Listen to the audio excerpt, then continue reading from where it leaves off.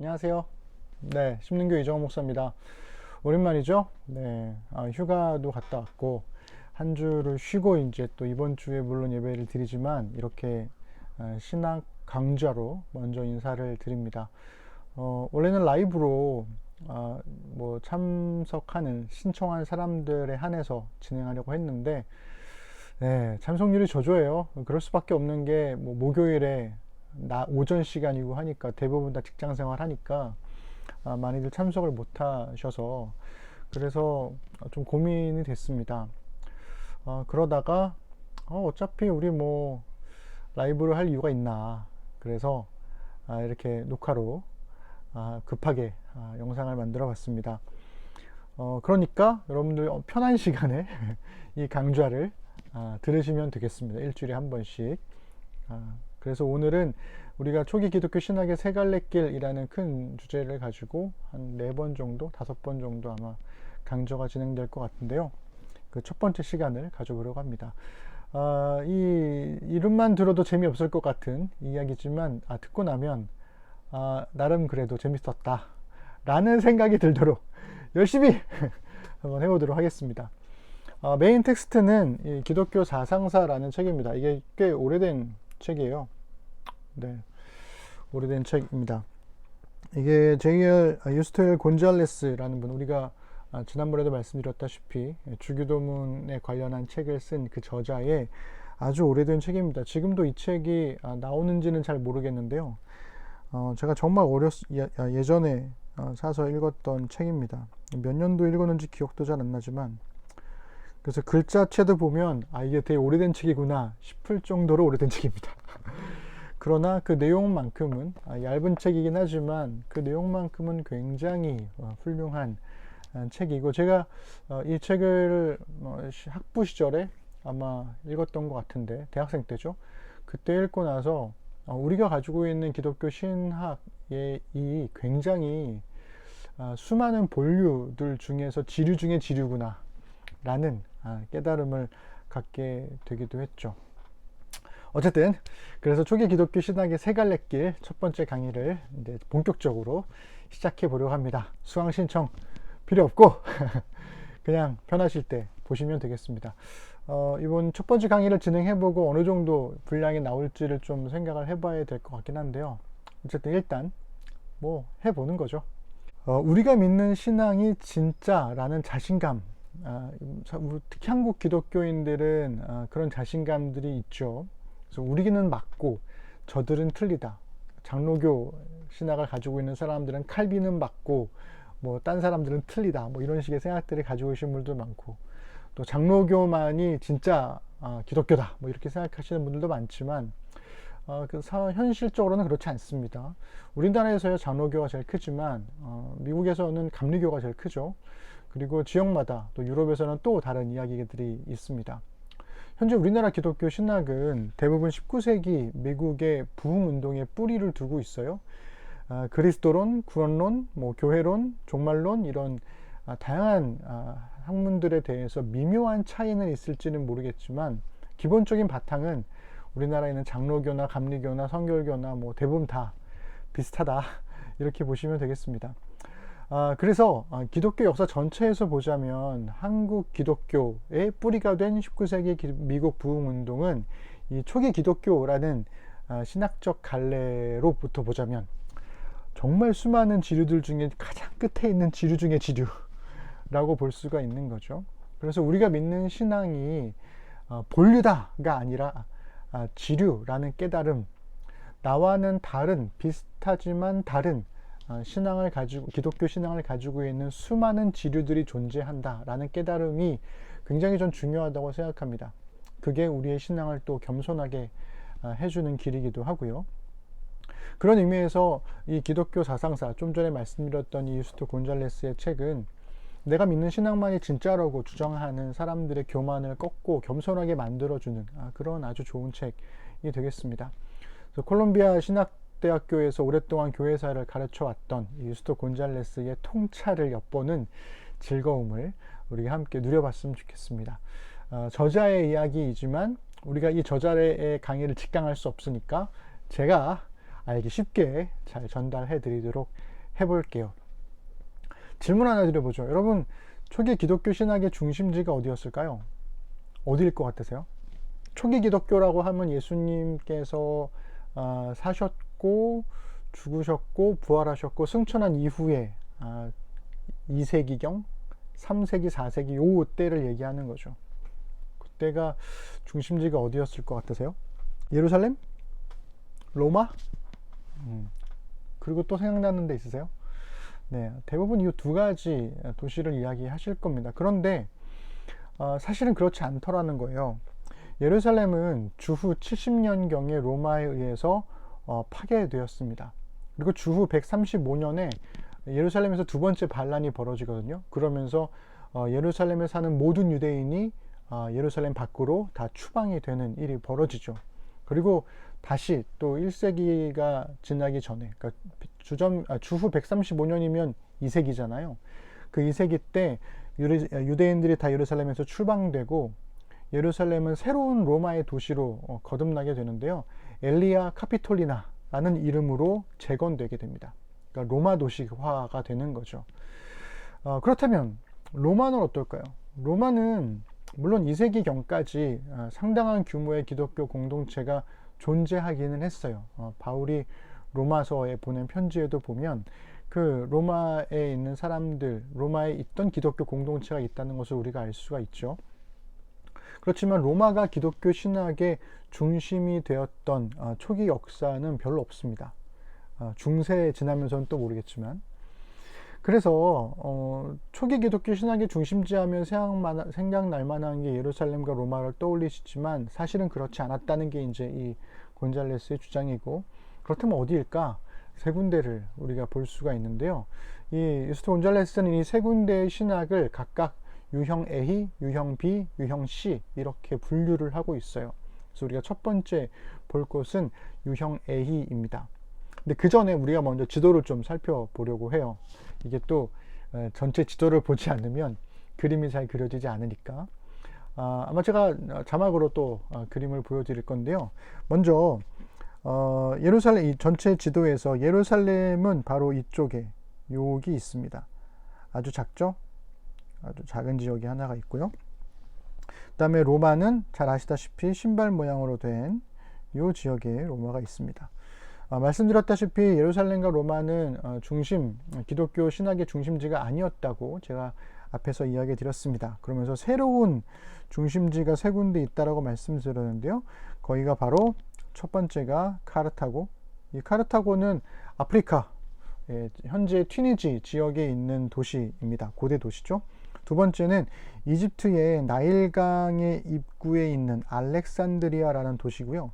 세 번째는 시리아 안디옥, 시리아 지역의 안디옥이라고 불리는 이 지역입니다. 그래서 세 지역이 각각의 유형 A, B, C라고 보는 초기 기독교 신학의 중심지였다라고 이렇게 이해하시면 되겠습니다. 그래서 지중해를 중심으로 이 세 도시가 서로 연결이 되고 있다라는 거, 그리고 당연히 아시다시피 예루살렘으로부터 시작된 기독교 공동체가 바울의 선교 여행을 통해서 이 로마 전역, 지중해 중심으로 한 모든 지역에 기독교가 퍼져나갔다는 것을 우리가 또 알 수가 있죠.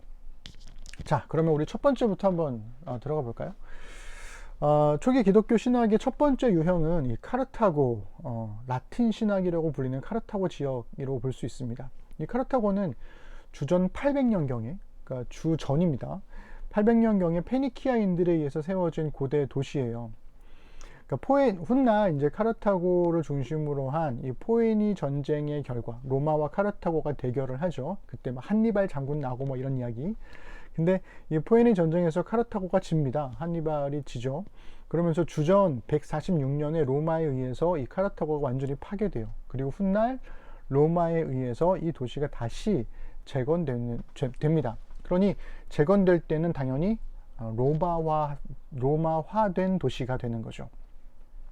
그래서 그러면 카르타고 지역의 기독교는 언제 시작된 걸까? 이거 우리가 알 수가 없습니다.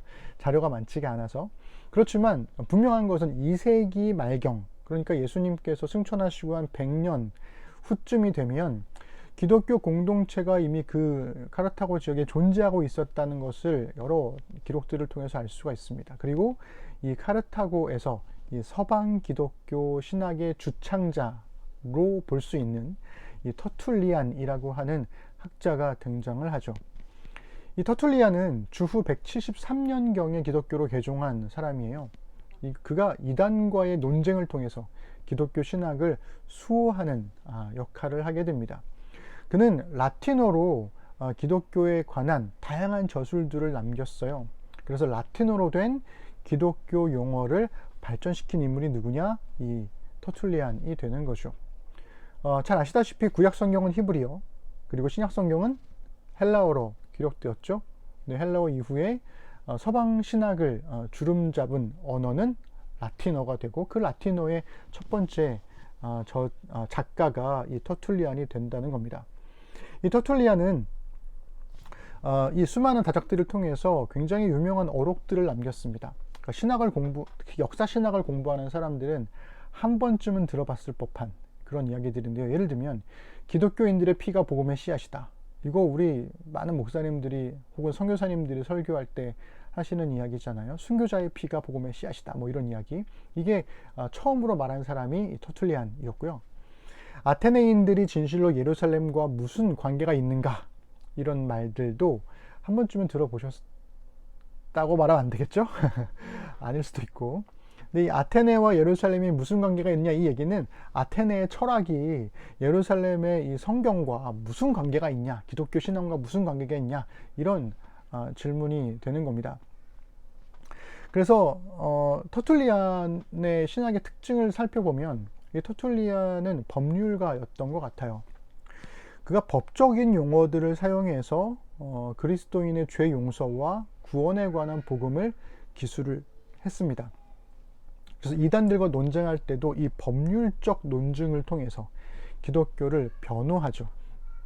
성경을 근거로 논증할 수 있는 권한이 어디에 있는가, 이거를 법률로 따져보자, 뭐 이런 식으로 막 이야기를 할 정도로 굉장히 법조계에 뛰어난 탁월한 지식을 가졌던 인물입니다.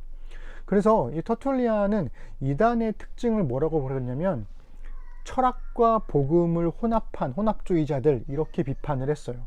그런데 흥미로운 건 터툴리안 스스로가 사실은 이 스토아 철학을 바탕으로 해서 복음을 설명하고 논증하는 그런 한계도 있었다는 겁니다. 아마 본인 스스로는 자각하지 못했던 것 같아요.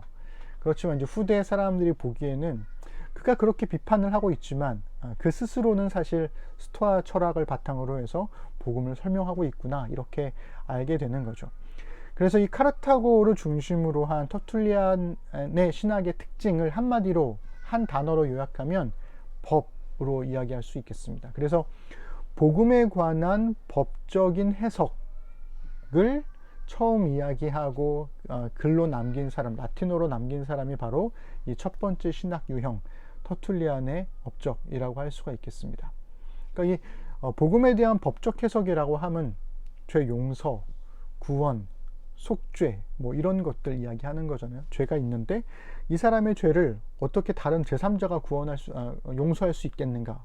그럼 그는 죄가 없어야 한다. 뭐 이런 식의 우리가 잘 알고 있는 논증들이 이 터툴리안이 잘 정리해낸 이야기라는 거죠. 자, 그러면 이렇게 우리가 일단 카르타고 그리고 터툴리안 법적인 해석, 이렇게 우리가 정리를 한번 해보고 두 번째 신학 유형으로 넘어가 보겠습니다. 이 두 번째 신학 유형은 알렉산드리아를 중심으로 한 헬라 신학으로 볼 수가 있죠. 아까 우리가 카르타고는 라틴 신학이라 그랬잖아요. 근데 이 알렉산드리아는 헬라 신학입니다. 알렉산드리아 그러면 제일 먼저 떠오르는 인물이 있죠. 바로 알렉산더. 예, 이 알렉산드리아는 주전 331년에 알렉산더 대제가 세운 도시입니다. 알렉산더가 이집트를 정복하면서 세웠던 도시가 이 알렉산드리아인 거죠. 말씀드렸다시피 알렉산드리아는 이집트의 나일강 입구에 위치해 있는 도시였고요. 지중해 전 연안에서 가장 중요한 도시 중에 하나였어요. 여기로 온갖 지식과 학문과 문화와 종교가 집결하고 지나가고 막 그랬습니다. 그러니까 알렉산더가 정복 전쟁을 펼치면서 지나가는 와중에 이 동과 서의 모든 것들이 다 한꺼번에 융합되는 그런 도시가 바로 이 알렉산드리아였다는 거죠. 그래서 지금은 불타 없어졌지만 알렉산드리아 도서관이라고 하면 많은 학자들이 정말 보존되었으면 참 좋았겠다 싶은 당시의 모든 지식과 학문의 총체였던 곳이 바로 이 알렉산드리아에 있었고요. 다양한 문화와 학문의 중심지이다 보니까 당연하게 종교와 문화가 서로 혼합되는 경향을 보이기도 했습니다. 그래서 이집트의 이스라엘이 멸망하고 나서 이제 디아스포라로 흩어지잖아요. 그때 이제 주전 6세기경에 되면 이스라엘이 멸망하고 난 다음에 이집트 지역으로도 많은 유대인들이 도망을 쳤잖아요. 거기에서 이제 엘레판틴이라고 하는 지역에 정주한 유대인들이 거기에 이제 엘레판틴 문헌이라는 기록에 보면 이런 이야기들이 있습니다. 이집트로 이주한 유대인들이 거기서 이제 삶을 살아가다 보면서 그들은 여전히 야훼 하나님을 믿고 따랐다는 거죠. 근데 예배 드릴 곳이 필요한데 예루살렘으로 갈 수는 없잖아요. 그러니까 그 엘레판틴이라는 곳에 여러 랍비들과 더불어서 그리고 제사장, 함께 도망쳐온 제사장들과 더불어서 함께 힘을 모아서 성전을 건축했다라는 이야기가 나옵니다. 그런데 그 성전을 건축하고 그들이 예배하는 야훼라고 불리는 그 신을 또 다른 이름으로도 불리고 막 그래요. 그래서 훗날 이제 사람들이 이건 종교 혼합적인 요소가 너무 강하다. 그래서 예루살렘 성전을 중심으로 한 유대인들의 시각에서 보면 이 엘레판틴에 있던 유대인들은 완전 우상 숭배자들처럼 보이는 이런 일들이 막 벌어졌다라는 거죠. 그 정도로 다양한 종교와 문화들이 혼합된 경향을 보인 도시가 바로 알렉산드리아라는 겁니다. 그리고 또 하나 알렉산드리아가 중요한 이유가 있습니다. 우리 구약 성경을 헬라어로 번역한 성경을 70인경, 70인역 혹은 LXX 이렇게 이야기를 하는데요. 이 성경이 바로 이 알렉산드리아의 학자들에 의해서 만들어졌죠.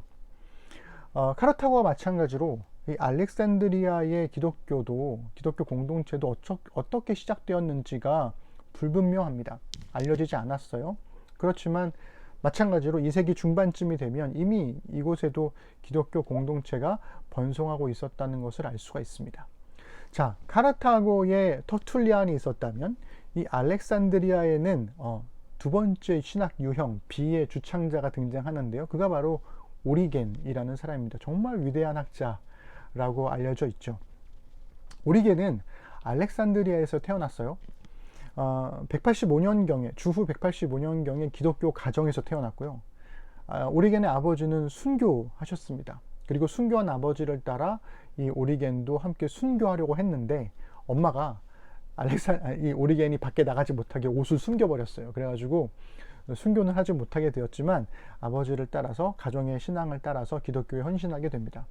어려서부터 굉장히 가르치는 것에 탁월했던 것 같아요. 그래서 성경과 기독교 철학을 사람들에게 가르쳤고 그 가르침이 너무 뛰어나서 로마 사회의 고위층들에게도 이 오리겐의 이름이 전해질 정도로 굉장히 탁월한 교사였습니다. 그런데 그도 정치적인 영향에서 벗어날 수는 없었던 것 같아요. 주후 231년경에 알렉산드리아 주교와의 갈등이 벌어지게 되고요. 가이사랴로 그래서 이주를 하게 됩니다. 어쩔 수 없이 이주하게 되는 거죠. 거기서도 성경을 연구하고 가르치다가 주후 253년경에 고문을 당하고 두로에서 죽게 되죠. 아까 제가 그 카르타고는 터툴리안의 신학이 이 스토아 철학을 중심으로 성경을 해석하는 것이라고 그랬는데요. 알렉산드리아는 신플라톤주의가 굉장히 발달한 도시였어요. 그러니까 플라톤주의에서 신플라톤주의로 넘어오게 되는데요.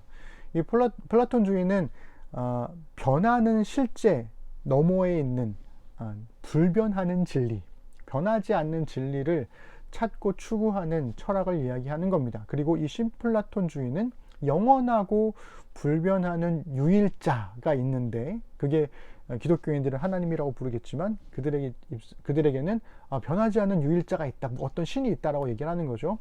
그에게 이르는 것이야말로 이 신플라톤 철학의 목표다, 이렇게 이야기를 했어요. 그렇게 생각을 했죠. 그래서 이 오리겐은 이렇게 생각을 합니다.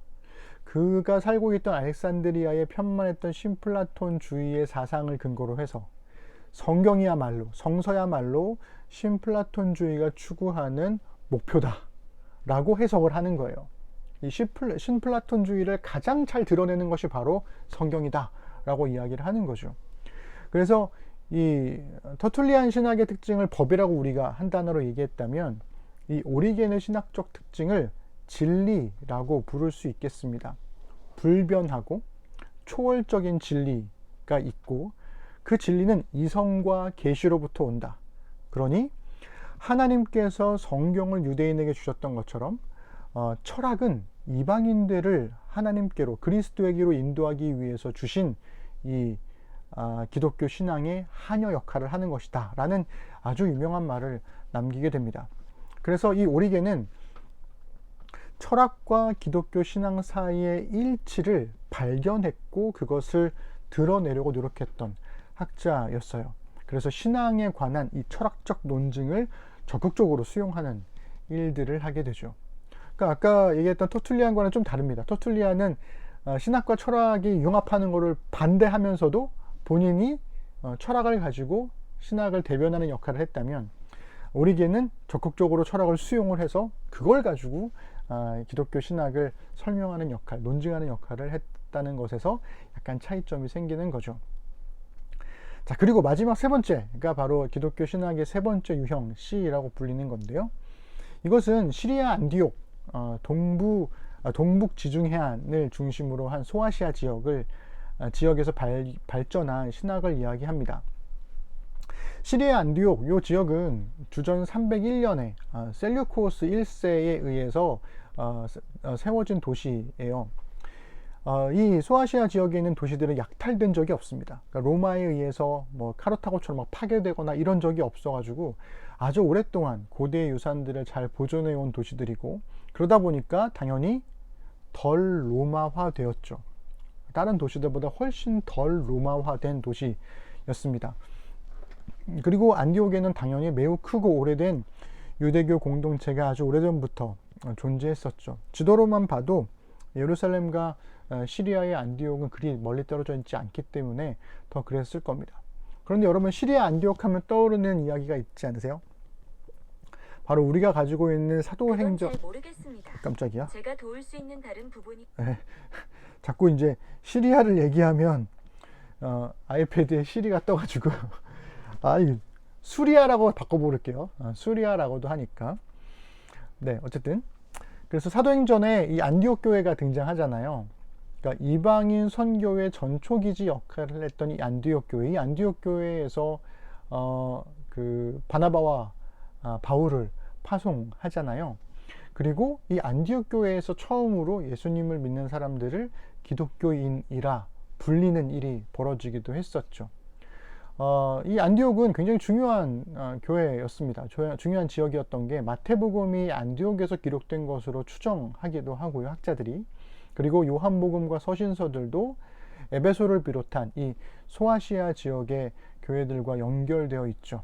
뭐 소아시아 7교회 워낙에 유명한 이야기들이니까 더 얘기하지는 않겠습니다. 그러니 이 기독교, 초기 기독교, 그리고 신약 성경 시대와 가장 밀접하게 관련 있는 도시들이 바로 이 소아시아 지역에 있는 수리아 안디옥을 중심으로 한 동북 지중해 연안이었다는 거죠. 자, 그러면 이 동북 지중해 연안에 안디옥을 중심으로 한 학파, 안디옥 학파라고 불리는 사람들이, 신학이 존재하게 되는데요. 2세기 초에 순교한 이 안디옥의 감독 이그나티우스라는 분이 있습니다. 이분이 기록한 7개의 서신서가 지금까지도 보존되고 있어요. 그뿐만 아니라 2세기 중엽에 순교했던 서머나의 폴리캅이라는 분도 초기 기독교 역사에 굉장히 중요한 분으로 나타나게 됩니다.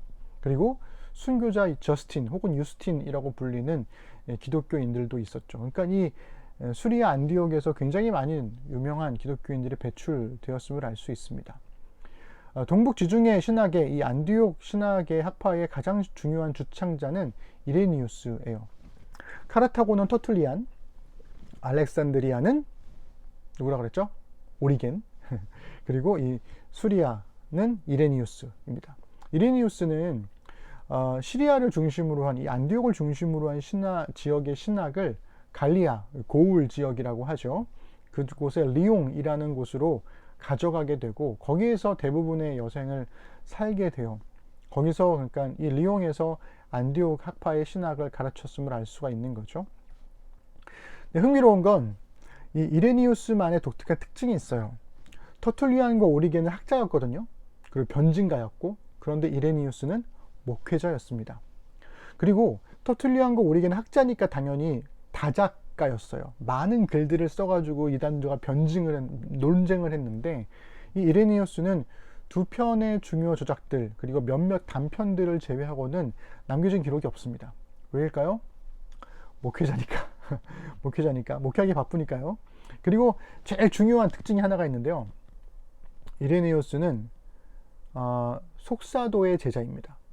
그러니까 무슨 얘기냐면 사도의 제자를 예수님의 제자를 사도라고 하잖아요. 그리고 사도의 제자를 속사도라고 합니다.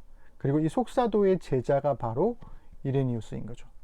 그러니까 이걸 다시 설명을 하면 사도 요한의 제자, 예수님의 제자가 사도 요한이고 사도 요한의 제자가 서문화의 폴리캅이고 이 폴리캅이 속사도인 거고 이 폴리캅의 제자가 바로 이레니우스라는 거죠. 그러니 이 기독교 전통이 굉장히 중요한 전통이라는 것을 우리가 알 수가 있는 거죠.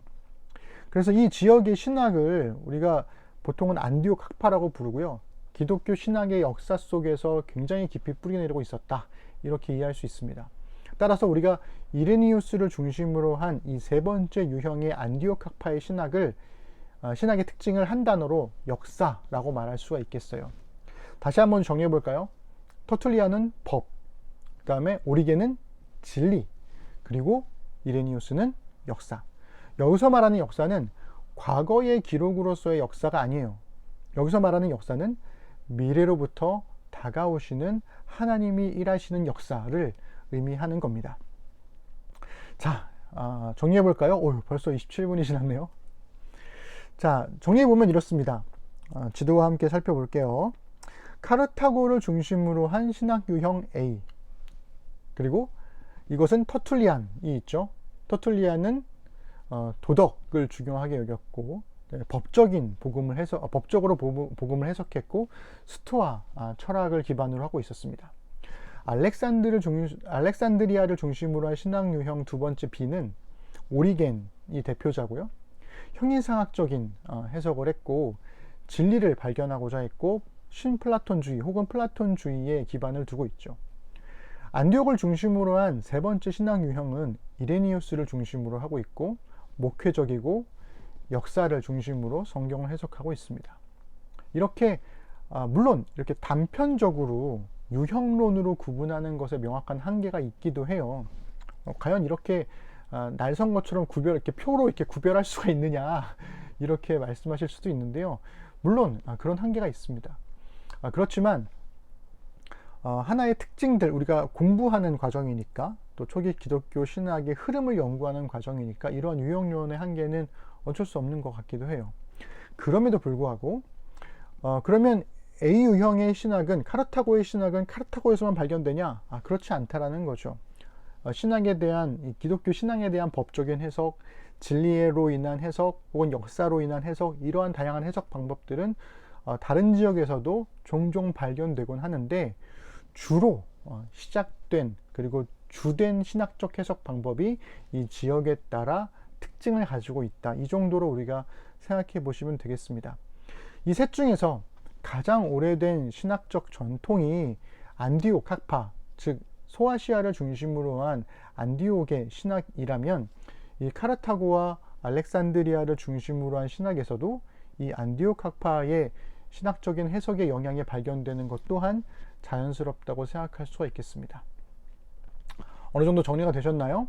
세 가지만 기억하시면 됩니다. 초기 기독교 신학은 세 갈래로 갈라졌고 복음에 대한 법적인 해석, 진리로 인한 해석, 역사적인 해석, 이 세 가지로 흐름이 이어져 왔다. 이렇게 우리가 이해하시면 될 것 같고요. 이제 다음 시간에는 이러한 해석들이 어떻게 기독교 신학을 설명하는 것으로 기준점으로 제시되어져 왔는가에 대해서 한 번 더 깊게 들어가 보도록 하겠습니다. 첫 번째 강의 고생하셨고요. 질문 같은 거 있으시면 언제든지 개인톡으로 보내시면 제가 다음 강의 때 이 질문에 대한 것들을 함께 이 영상에 담아서 또 하도록 하겠습니다. 네, 첫 번째 강의 정말 수고 많으셨습니다. 감사합니다.